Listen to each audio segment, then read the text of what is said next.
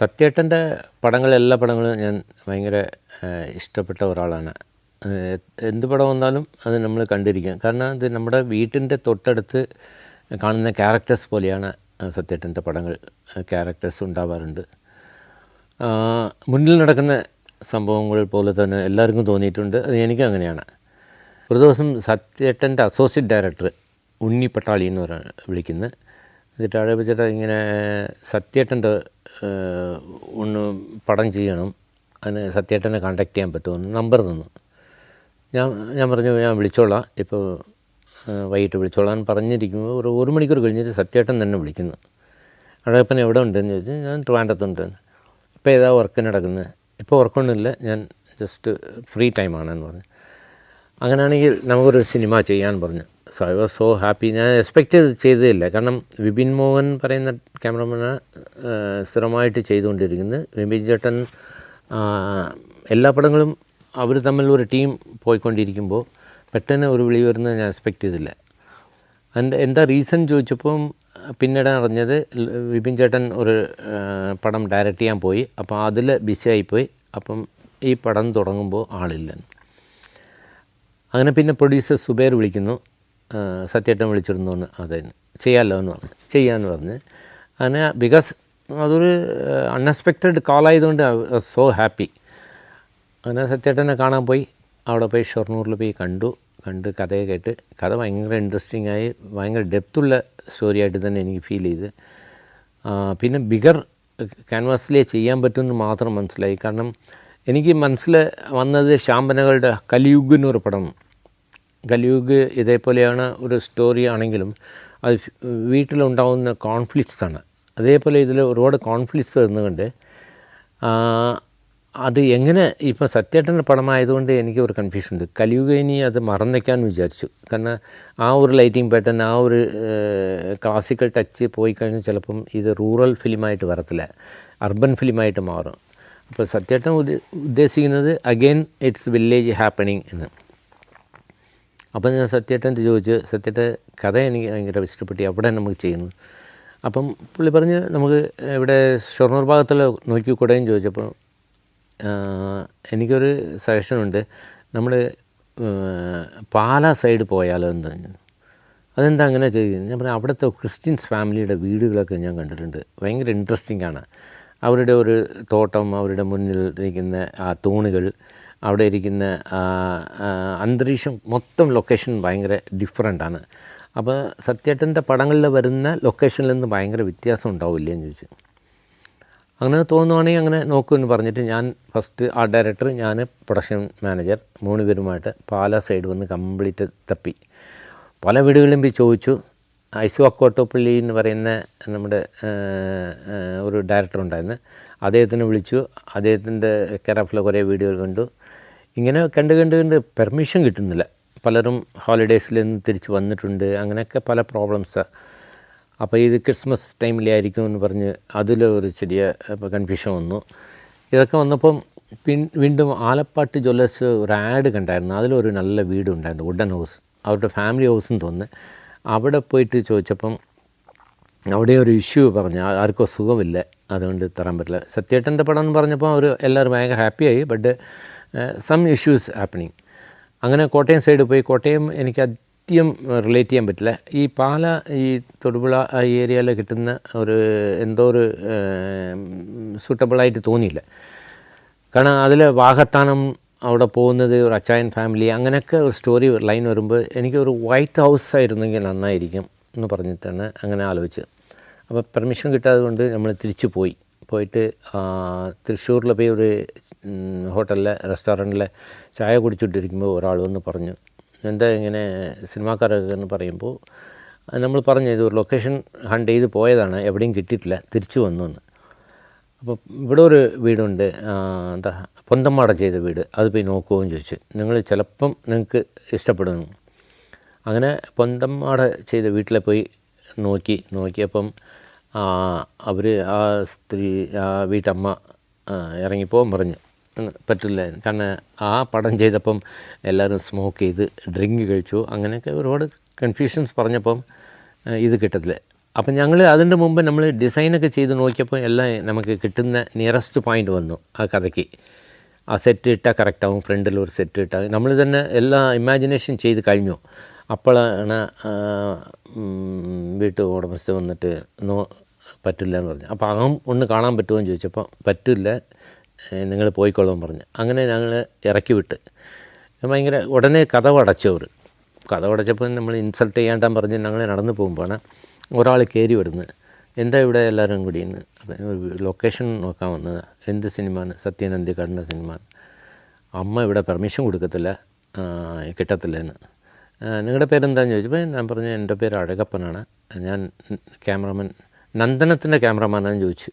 അതേന്ന് ഉടനെ വിളിച്ചുകൊണ്ട് പോയി. അമ്മ പുള്ളി വിളിച്ചു. അമ്മ ഡോർ തുറന്നു വന്ന് നന്ദനത്തിൻ്റെ ക്യാമറമാനാണ്, മോനെ വാന്ന് പറഞ്ഞിട്ട് അകത്ത് കയറ്റിയിരുത്തി നന്ദനത്തെ പറ്റി പല സ്റ്റോറീസ് ചോദിക്കാൻ. എനിക്ക് എന്ത് പറയാനറിയില്ല. അവരെന്തൊക്കെ ചോദിക്കുമ്പോൾ ഞാൻ മറുപടി പറഞ്ഞുകൊണ്ടേയിരുന്നു. അവർ ഇഷ്ടപ്പെട്ടു. പിന്നെ എൻ്റെ അടുത്ത് ചോദിച്ചു സത്യൻ അന്തിക്കാട് തന്നെ ചെയ്യാൻ പോകുന്നുണ്ട്. അതേ എന്ന് പറഞ്ഞ് ചെയ്തോളൂ എന്ന് പറഞ്ഞ്. അപ്പം ഒരു ഹാഫ് ആൻ അവർ ഇതിൽ തന്നെ നമ്മൾ ഡിസിഷൻ എടുത്തു. സത്യേട്ടൻ വീട് കണ്ടിട്ടില്ല, ഞാൻ മൊബൈലിൽ കുറേ ഫോട്ടോ എടുത്തല്ലാതെ. അപ്പോൾ വിളിച്ച് പറഞ്ഞു ഇങ്ങനെ ഒരു വീട് കിട്ടിയിട്ടുണ്ട്, നിങ്ങൾ ഫിക്സ് ചെയ്ത് നിങ്ങൾക്ക് ഇഷ്ടപ്പെട്ട ഫിക്സ് ചെയ്തെന്ന്. അത്ര എനിക്ക് കോൺഫിഡൻസ് തന്നുകൊണ്ട് കൂടുതൽ പേടിയായി. കാരണം ഇത് പെർഫെക്ഷൻ പുള്ളി വന്ന് കാണുമ്പോൾ പെർഫെക്റ്റ് ആയിരിക്കുമെന്നൊരു ഭയങ്കര പേടിയായിരുന്നു. അങ്ങനെ നമ്മൾ സെറ്റ് ഡിസൈൻസൊക്കെ എല്ലാം ഉണ്ടാക്കി വെച്ചിട്ട് സത്യേട്ടൻ്റെ കാണിച്ചപ്പം ഇറ്റ്സ് പാലയിലൊക്കെ കണ്ട ഒരു വീടിൻ്റെ വേറൊരു സ്റ്റൈലിൽ തന്നെ നമുക്ക് കിട്ടി. അപ്പം അത് നല്ല സ്മൂത്തായിട്ട് തുടങ്ങി. ആ പടം തുടങ്ങിയപ്പോൾ ഈ വിഷ്വൽ പാറ്റേൺ ഓരോരോ ദിവസവും എനിക്ക് ഉള്ളിൽ ഒരു ടെൻഷൻ എന്താണെങ്കിൽ ഞാൻ ഏത് പാറ്റേണിലാണ് ഈ ചെയ്യേണ്ടത്. സത്യേട്ടൻ്റെ സ്ഥിരമായിട്ട് പോകുന്ന ഒരു സ്റ്റോറി ടെല്ലിംഗ് പാറ്റേണിൽ പോകണോ, അല്ല വിഷ്വൽ കോൺസെപ്റ്റ് കൂടുതൽ ആഡ് ചെയ്യണോ, അങ്ങനെ ഒരു കൺഫ്യൂഷൻ വന്നപ്പോഴാണ് സത്യേട്ടൻ ഞാൻ ഒരു ദിവസം വൈകിട്ട് പോയി ചോദിച്ചു, ചേട്ടാ എന്തെങ്കിലും വിഷ്വലായിട്ട് ആലോചിച്ചിട്ടുണ്ടോ എന്ന്. നിങ്ങൾക്ക് ഫ്രീഡം തന്നിട്ടുണ്ട്, നിങ്ങൾ ചെയ്തോളൂ, നോ പ്രോബ്ലം. നമ്മളൊക്കെ ഒരു സൂം ലെൻസ് ഇട്ടിട്ട് കഥകൾ പറഞ്ഞു പോകുന്ന ഒരാളാണ്. അപ്പം ഞാൻ ലോ ആംഗിൾ ഹൈ ആംഗിൾ അത് ഇതിന് എടുക്കുമ്പോൾ സത്യേട്ടൻ പറയാം അഴകപ്പം ഞങ്ങൾ ഒരു സ്റ്റാൻഡ് ഇടും, അവിടെ ഒരു സ്റ്റോറി പറയും, അതിൽ അഭിനയിച്ചോളൂ, പക്ഷേ ഇത് എനിക്ക് ഭയങ്കര ഇഷ്ടമായി എന്ന് പറഞ്ഞു. അങ്ങനെ മനസ്സിനൊക്കെ സത്യേട്ടന് മാത്രമല്ല, പിന്നെ ബാബു പോൾ സാർ ആ പടം കണ്ടിട്ട് തിയേറ്ററിൽ വെച്ച് എന്നെ കണ്ടിട്ട് പറഞ്ഞതാണ്, ഇത് ഞാൻ കേരള ഗവൺമെൻറ്റോട് പറയാൻ പോകുന്നത്, ഈ പടം നമുക്ക് ഒന്ന് പർച്ചേസ് ചെയ്ത് ഒരു കോപ്പി വയ്ക്കണം. കാരണം നമ്മുടെ കേരളം ഇത്ര പച്ചപ്പുണ്ടായിരുന്നു നാളത്തെ ജനറേഷൻ അറിയാൻ വേണ്ടിയാണ്. സോ അതൊരു ക്രെഡിറ്റായിട്ട് തോന്നി. അപ്പോൾ ഈ പടം തുടങ്ങാറായി, നമുക്ക് ഹീറോയിൻ ഫിക്സ് ചെയ്തിട്ടില്ല.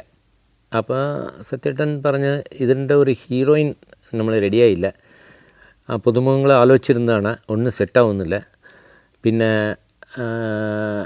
വേറെ ഇല്ലെങ്കിൽ മഞ്ജു അങ്ങനെയൊക്കെ നമ്മൾ പോകേണ്ടി വരും, ആലോചിച്ചുകൊണ്ടിരിക്കുക. അവരെല്ലാവരും ബിസിയാണ് ഇപ്പം, നമുക്ക് ഉടനെ തുടങ്ങിയേ പറ്റും എന്ന് പറഞ്ഞപ്പോൾ ഞാൻ പറഞ്ഞു ശരി ഓക്കെ.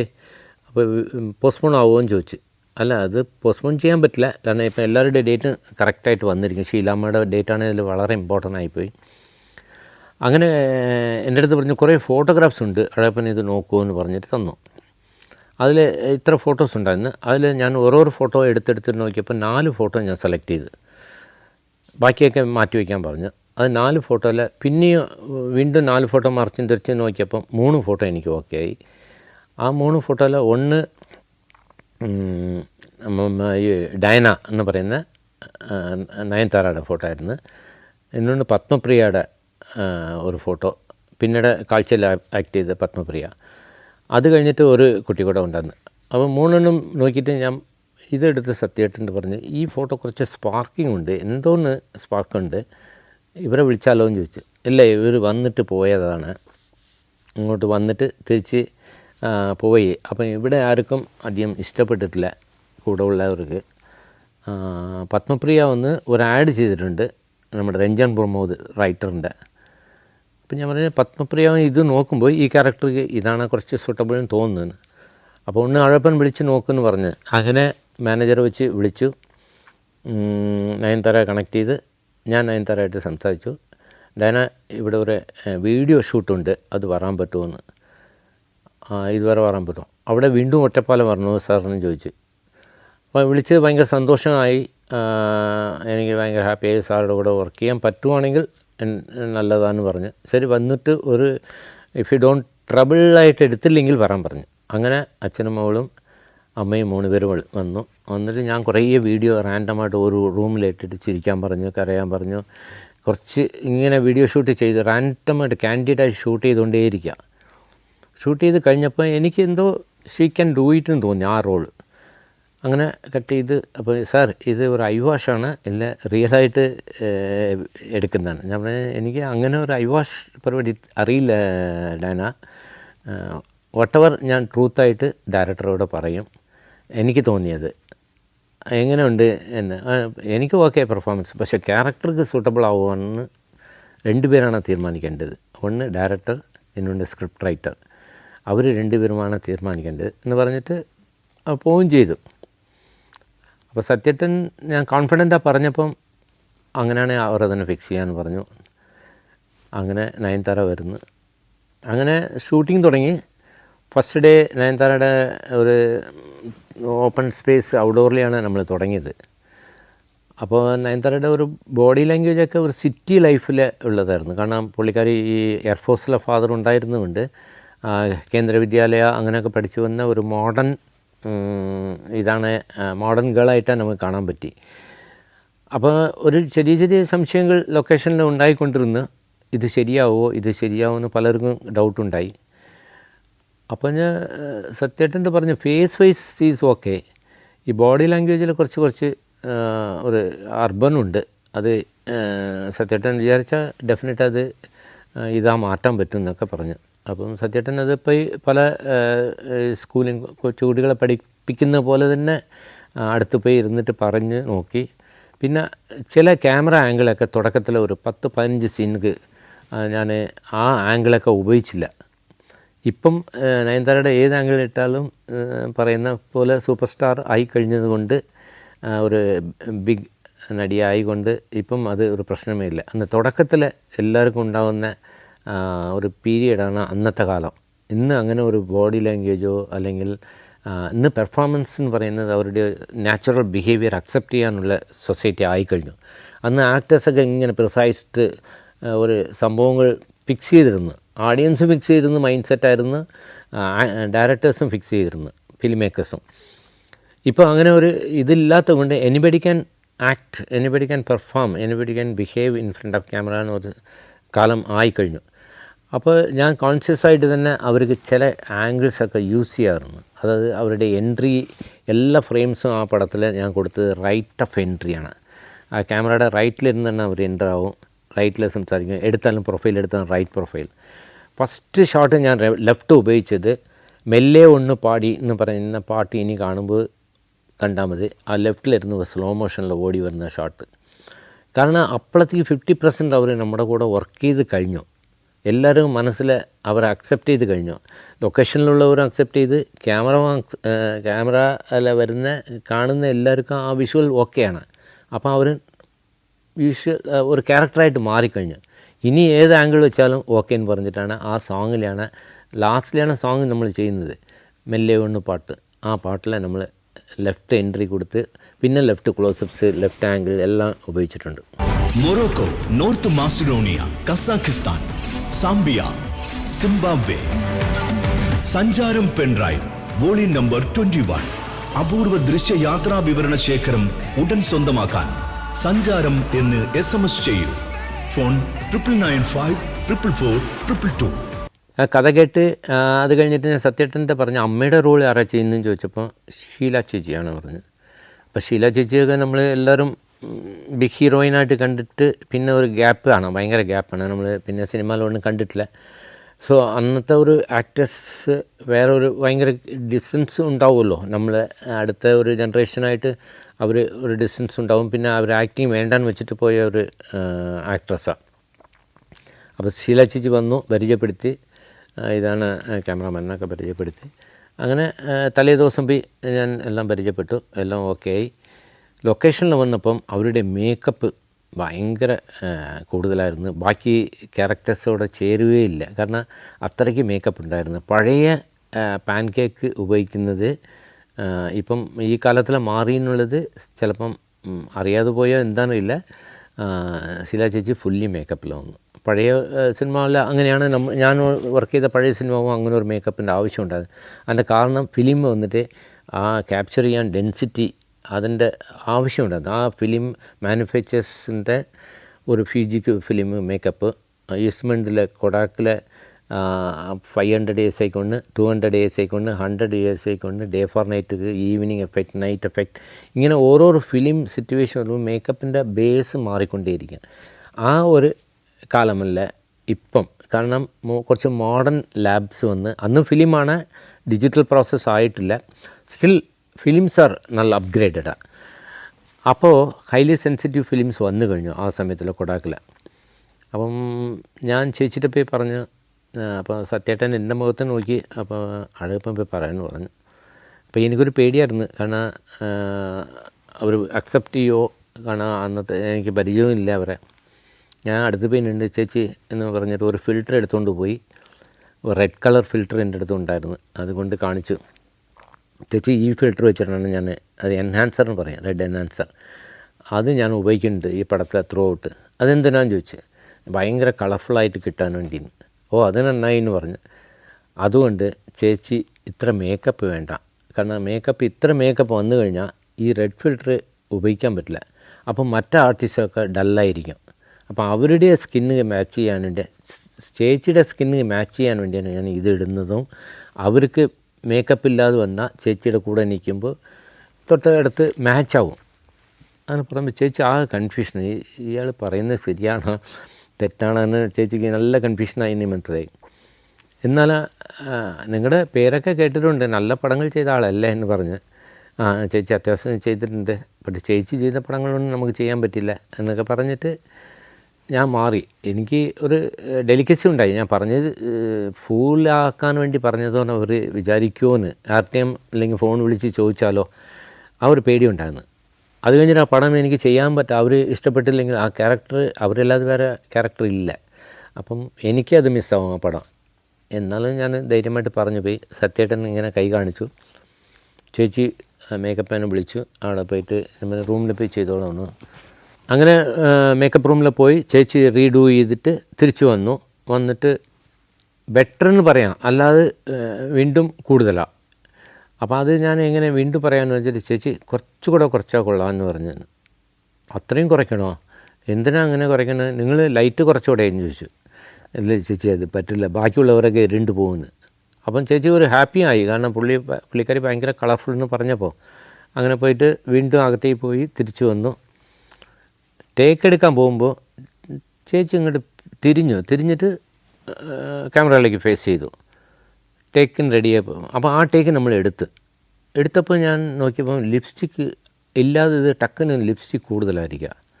അപ്പോൾ എനിക്ക് മനസ്സിലായില്ല ഇതെങ്ങനെ പറ്റി, നമ്മൾ കുറച്ചല്ലോ എന്ന്. പിന്നെ അത് കഴിഞ്ഞിട്ട് അടുത്ത ഷോട്ട് പോയപ്പോൾ ഇതേ സംഭവമാണ്. ടേക്കിന് മുമ്പ് എല്ലാം കുറച്ചിട്ട് ചേച്ചി കുറച്ച് കുറയ്ക്കൂ എന്നൊക്കെ പറയുമ്പോൾ കുറയ്ക്കുന്നുണ്ട്, തുടയ്ക്കുന്നുണ്ട്, വൈപ്പ് ചെയ്യുന്നു, എല്ലാം ചെയ്യുന്നത്. ടേക്കെന്ന് പറയുമ്പോൾ തിരിയുമ്പോൾ ഒരു ബാക്കിൽ പോയിട്ട് തിരിച്ചു വരും. അപ്പോൾ എനിക്കൊരു ഡൗട്ടായി എന്താ ചെയ്യുന്നതെന്ന്. എൻ്റെ അസിസ്റ്റൻ്റ് ദൂരത്തിൽ നിന്ന് എടാ അത് നോക്ക് ചേച്ചി എന്താ ചെയ്യുന്നത്. അപ്പോൾ കയ്യിലെ ടക്കിൽ ലിപ്സ്റ്റിക്ക് വെച്ചിട്ട് ആ സമയത്തിൽ ഒരു തേച്ചിട്ട് തിരിച്ചു വരുന്നത്. അത് ഭയങ്കര ഹ്യൂമർ സിറ്റുവേഷൻ ആണെങ്കിലും അത് ഞാൻ വീണ്ടും ആ ഫിൽറ്റർ എടുത്തുകൊണ്ട് പോയി. ചേച്ചി ഭയങ്കര റെഡായിപ്പോയി, ഇത് ഞാൻ ഇട്ടിട്ട് എന്ത് ചെയ്യാമെന്ന്. നിങ്ങൾ എന്നെ മേക്കപ്പ് ചെയ്യാൻ സമ്മതിക്കില്ലേ എന്ന് പറഞ്ഞത് ഒരു ഇറിറ്റേഷനും ഉണ്ടായി, ഹാപ്പിനെസ്സും ഉണ്ടായി. പിന്നെ തുടച്ചു. അങ്ങനെ 1 or 2 ഡേ സ്ട്രഗിൾ ചെയ്ത് ചേച്ചിയെ ഭയങ്കര കോൺഫിഡൻസിലെടുത്ത് സ്റ്റില്ല് കൊണ്ട് കാണിച്ചപ്പോഴാണ് I am also happy, she is also happy. ഞാൻ ഈ പടം കഴിഞ്ഞിട്ടാണ് ഇളയരാജ സാറ്, മനസ്സനക്കര കഴിഞ്ഞിട്ടാണ് ഇളയരാജ സാറ് കാണാൻ പോയതും. അത് പുള്ളി വിളിപ്പിച്ചിട്ട് സത്യേട്ടൻ എന്നെ പറ്റി ഇൻട്രൊഡക്ഷൻ കൊടുത്തതും. സത്യേട്ടൻ പറഞ്ഞു ഇളയരാജ സാറും അഴകപ്പനെ കാണണമെന്ന് പറഞ്ഞെന്ന്. അങ്ങനെ ഞാൻ ചെന്നൈ പോയപ്പം സാറിനെ നേരിൽ പോയി കണ്ട് ഒരു 2-3 മണിക്കൂർ എൻ്റെ കൂടെ ഇരുന്ന് സംസാരിച്ചുകൊണ്ടിരുന്ന് നിങ്ങളുടെ ഓരോരു മനസ്സനക്കരയുടെ വർക്ക് ഭയങ്കര ഇഷ്ടമായതും വില്ലേജ് ഇത്ര ബ്യൂട്ടിഫിക്കേഷൻ കൊണ്ടുവന്നതും കഥയോട് ഭയങ്കര എന്താ പറയുക, വളരെ കൂടെ ട്രാവൽ ചെയ്ത സിനിമാറ്റോഗ്രാഫർ എന്ന് പറഞ്ഞാൽ അപ്രിഷിയേഷൻ തന്നപ്പോൾ എനിക്ക് ഭയങ്കര ഹാപ്പിയായി. അദ്ദേഹം ഒരുപാട് സിനിമ ക്യാമറമാൻ സിനിമാറ്റോഗ്രാഫേഴ്സ് കണ്ടു കാണും. പക്ഷേ വിളിച്ച് ഇങ്ങനെ ഒരു അഭിനന്ദനം പറയുമ്പോൾ എനിക്ക് ഭയങ്കര ഹാപ്പിയാണ്. ഇങ്ങനെ ഒരു എക്സ്പെക്റ്റും ചെയ്തില്ല. അത് കഴിഞ്ഞിട്ട് ഞാൻ എപ്പോൾ ചെന്നൈ പോയാലും ഇളയരാജ സാറ് മാനേജർ വിളിക്കും, സാറ് വരാൻ പറയും. അങ്ങനെ അച്ചുവിൻ്റെ അമ്പ പിന്നെ പല പടങ്ങൾക്കും കമ്പോസ് ചെയ്യുമ്പോൾ ഞാൻ പോയി മെഡ്രാസിൽ സാറെ കാണാതെ വരത്തില്ല. വന്നാൽ ഒരു 2-3 മണിക്കൂർ ഇരുന്നിട്ടേ വരും. അങ്ങനെ ഇളയരാജ സാറായിട്ട് ഒരു കണക്ഷൻസ് ഉണ്ടായി. അതിനു മുമ്പ് ഇളയരാജ സാറെ ഞാൻ മീറ്റ് ചെയ്തത് 76 കറക്റ്റ് 76 മൈലാപ്പൂരിൽ ഞാൻ എൻ്റെ ഫ്രണ്ടിൻ്റെ ഒരു ഷോപ്പുണ്ടായിരുന്നു, ഓഡിയോ സിസ്റ്റം. അവിടെ ഞാൻ പോയി ഇരിക്കും. വൈകിട്ട് നമ്മൾ വെസ്റ്റേൺ മ്യൂസിക്കൊക്കെ കേൾക്കാൻ വേണ്ടി. അന്നെല്ലാം LP റെക്കോർഡാണ്, വളരെ LPയിലാണ്, ഒരു റെക്കോർഡിലാണ് ഒരു 1 മണിക്കൂർ സോങ്സ്, 6 മണിക്കൂർ സോങ്സ്, ഇങ്ങനെയൊക്കെ എല്ലാം ഇമ്പോർട്ടഡ് മ്യൂസിക്കാരുണ്ട്. ഇതെല്ലാം ഇളയരാജ സാർ ഒരു ബ്രദർ വരദരാജൻ സാറും ഇളയരാജ സാറ് ഗംഗാമറൻ ഇവരൊക്കെ ഈ മ്യൂസിക് സ്റ്റുഡിയോയിൽ വന്നിട്ട് കളക്ട് ചെയ്തിട്ട് LP റെക്കോർഡർ 5-6 LP റെക്കോർഡർ കൊണ്ടുപോകും അവരുടെ റൂമിൽ നിന്ന് കേൾക്കാൻ വേണ്ടി. അപ്പോൾ ഇത് MMR എന്ന് പറയുന്നത് അന്ന് വളരെ ഫേമസ് സൗണ്ട് സിസ്റ്റമുള്ള തമിഴ്നാട് ഇതാണ്. മധുരൈ മുരുകൻ റേഡിയോസ് എന്ന പേര്. ജവഹർലാൽ നെഹ്റു വന്നാലും ഇന്ദിരാഗാന്ധി വന്നാലും ലാൽ ബഹദൂർ ശാസ്ത്രി വന്നാലും ഫസ്റ്റ് ഓഡിയോ സിസ്റ്റം യാരെന്ന് അവർ സ്പീച്ച് അന്വേഷിക്കും സെൻട്രൽ ഗവൺമെൻറ്. MMR ഉണ്ടെങ്കിൽ അവർക്ക് ടെൻഷനില്ല. അത്രയ്ക്ക് വാൾവ് റേഡിയോസാണ്, എല്ലാമേ വാൾവ് ഓപ്പറേറ്റിംഗ് ആണ്. അത് CCD വന്നിട്ടില്ല, എല്ലാം വാൾവ് സിസ്റ്റത്തിൽ ചെയ്യുന്ന റേഡിയോ PS സിസ്റ്റമാണ്. അത് ഭയങ്കര സക്സസ്ഫുള്ളായിരുന്നു എല്ലാ VIP-ക്കും. പിന്നെ ത്യാഗരാജ ഭാഗവതർ ഇതിൽ വന്ന് ഇവരുടെ മ്യൂസിക് സിസ്റ്റം ഉണ്ടെങ്കിലേ സിംഗേഴ്സ് പാടും, അത് കമ്പൽസറിയാണ്. അങ്ങനെ ഇരുന്ന ഒരു കാലമാണ്. അതിൻ്റെ ഓണറുടെ മകനാണ് എൻ്റെ ക്ലാസ്മേറ്റ് ആറുമുഖം. നേരത്തെ ഞാൻ ഫിലിം ഒരുമിച്ച് ചെയ്ത എന്ന് പറഞ്ഞ ആറുമുഖം. ഈ ആറുമുഖം പറഞ്ഞ് ഇവിടെ കുറച്ച് ഫ്രണ്ട്സുണ്ട്, കുറച്ച് ബ്രദേഴ്സ് ഒരുമിച്ച് താമസിക്കുകയാണ്. അവിടെ LP റെക്കോർഡ് വാങ്ങിയിട്ട് പോയി 10-20 ദിവസമായി. അച്ഛൻ എന്നെ വഴക്ക് പറഞ്ഞുകൊണ്ടിരിക്കുക, പോയി വാങ്ങിക്കാൻ പറഞ്ഞു. അഴകപ്പന് വാഹനം വിളിച്ചുകൊണ്ട് പോയി. ഞാൻ ഇളയരാജ സാർ റൂമിൽ പോയിട്ട് വാതിൽ പുള്ളി തട്ടി കഥവ് തുറന്നപ്പോൾ എല്ലാവരും പായിട്ട് കിടന്ന് ഉറങ്ങുവാണ്. എനിക്കറിയില്ല ആരാണ് ഇളയരാജ സാറ്, ആരാ ത്യാഗരാജ്, ഇവർ മൂത്ത ബ്രദർ വരദരാജൻ, ആരാണ് ഗംഗാമറൻ, ഒന്നും എനിക്കറിയില്ല. ഞാൻ അവിടെ നിന്നു. ഒരാൾ വന്ന് അന്ന് എനിക്ക് തോന്നുന്നു ഗംഗാമറൻ്റെ എൽഡർ ബ്രദറിന് തോന്നുന്നു. അദ്ദേഹം വന്നുകൊണ്ട് എന്താ LP റെക്കോർഡർ വാങ്ങിച്ചിട്ട് പോയി 10-15 ദിവസമായി തന്നില്ലല്ലോ. അയ്യോ അത് നാളെ ഒരു സെഷൻ കൂടെ ഞങ്ങൾ കേൾക്കാനുണ്ട്, കേട്ടിട്ട് കാണും. ശരി നാളെ തന്നേക്ക്. അച്ഛൻ എന്നെ വഴക്ക് പറഞ്ഞു കളക്ട് ചെയ്തിട്ടില്ല. അങ്ങനെ ഇറങ്ങിപ്പോയി. അപ്പോൾ ആണ് പോകുമ്പോൾ പറഞ്ഞ് ഇതെല്ലാം ബ്രദേഴ്സാണാണ്. പിന്നെ ഞാൻ കാണുന്നത് 77 അന്നക്കിളീൻ പടത്തിലെ ഓടി ഇളയരാജ സാർ ഹിറ്റായിരിക്കുമ്പോൾ അതേ ഫേസ് എനിക്ക് ഓർമ്മ ഉണ്ടായിരുന്നു. കയ്യിലായിരുന്നു ഒരു ചെരുപ്പെടുത്ത് ഇങ്ങനെ ചെരുപ്പ് തേഞ്ഞ സിംബോളിക് ഷോട്ടാണ് അത്. അതിന്ന് കാലത്തിൽ ഉപയോഗിക്കുന്നില്ല, മുമ്പ് എല്ലാ ഡയറക്ടേഴ്സും സിംബോളിക് ഷോട്ട്സ് ഉപയോഗിക്കാറുണ്ട്. അപ്പോൾ ഇത് നാച്ചുറലായിട്ട് അപ്പം ബ്ലസ്സിക്ക് തോന്നിയതാണ്. ആ ചെരുപ്പ് തേഞ്ഞതായിട്ട് നമുക്ക് ഫീൽ ചെയ്യണമെന്ന് പറഞ്ഞു. പുള്ളി അത് ഷോട്ടിൽ എക്സ്പെക്റ്റ് ചെയ്യാത്ത ഒരു ഷോട്ടാണ് പുള്ളി ചെയ്ത്. ചെരുപ്പ് എടുത്ത് ഇങ്ങനെ നോക്കി. അപ്പം കാണുമ്പോൾ തന്നെ എനിക്ക് അങ്ങനെ ക്യാമറ കണ്ടുകൊണ്ടിരിക്കുമ്പോൾ തന്നെ ഈ ചെരുപ്പ് പുള്ളി കളഞ്ഞാലോ, ഈ ഷോട്ടിലിരുന്ന് ഇങ്ങനെ ത്രോ ചെയ്താലോ, വേസ്റ്റിന് ഉള്ള മീനിങ്ങിൽ എല്ലാം പോയി എന്നുള്ള അർത്ഥത്തിൽ കളഞ്ഞാലും ഞാൻ ഐ വാസ് തിങ്കിങ് ഷോട്ടിലില്ല, ചില സ്ക്രിപ്റ്റിലില്ല. അൺഎക്സ്പെക്റ്റഡ് മമ്മൂക്ക എടുത്ത് ഇങ്ങനെ ഒരു ത്രോ ചെയ്ത ഒരു സംഭവം ഉണ്ടായി. എനിക്ക് കണ്ണിൽ നീര് വന്നു. I could not control myself, emotion കരഞ്ഞുപോയി ഞാൻ.